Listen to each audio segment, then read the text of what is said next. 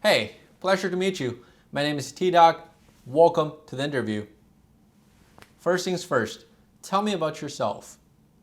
This is the opening question that you get asked at every single interview. So today I want to share with you how to answer this question delicately to set yourself apart from the crowd and pocket that dream offer that you always wanted. This video has two parts to it. Part one, I'm going to talk about the best mindset when answering this type of question. Part two, I'll talk about the strategy to come up with a great answer with an example. Mindset.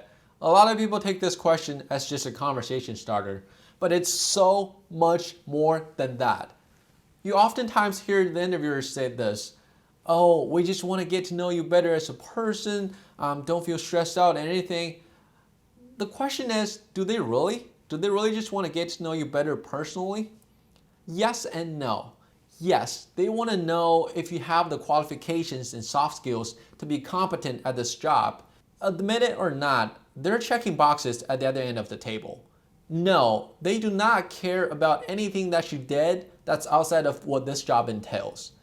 So don't talk about some life-changing volunteer experience that you had back in high school that has nothing to do with this job. Only give them the punchlines. Think of it as an elevator pitch. You have 2 minutes in an elevator with an investor, and you're there to pitch a business product. In this case, you are the product, completely separate from yourself as a person. I'm saying this especially to the introverts out there who are like me. I know how incredibly uncomfortable it is for us to self-promote, but that's not an excuse for us to fail these interviews. You have to think from a third-person perspective to package yourself as an appealing product to sell to your interviewers. Sounds intimidating, right? Good news is there's never been an easier sales pitch, because your client literally did all the market research to the highest accuracy and granularity and presented the market demand right in front of you. Wait, what's that? The job description, right where you applied for the job. And that is the key to our strategy of structuring a solid answer in the next section. So with that elevator pitch mentality, here's what I usually do to compose my answer. I would put the job description on the left and my resume on the right, go through the qualification section on the job description and compare them against the experience on my resume to find the matching points. Pick out the work you did that exhibits the desired skill sets and attributes. I will usually have 3 to 5 points to talk about, just so that if I forget anything, I have some backups. Oh, make sure it's under 2 minutes. And don't script the entire thing. It will make you sound calculated and robotic. That's the last thing that you want at the interviews. Now let's look at an example together. Here's an entry-level risk analyst job posting that I found on LinkedIn by an asset management firm, Millennium. This is what their job description looks like. I went on to find a random sample resume on the internet. I purposely chose a mediocre resume just to show you that you don't have to have a glamorous resume to enunciate yourself in a memorable fashion. Let's start with this desired qualification. Excellent SQL, R, or Python, and Excel skills a must. Familiarity with Shiny a plus. Sounds like a data programming heavy type of role. Switching over to the resume, as we can see, this guy had some experience in SQL and Excel, primarily around VAR and risk appetite. Emphasize that and how much in depth that you've applied these programming skills, as well as the impressive results from your work. Write down these notes on your resume the night before your interview to help organize your thoughts. Next, familiarity with equity markets or any financial markets would be helpful, as would prior experience in a risk management group or trading operations. Looks like our dummy had some kind of training on the financial markets.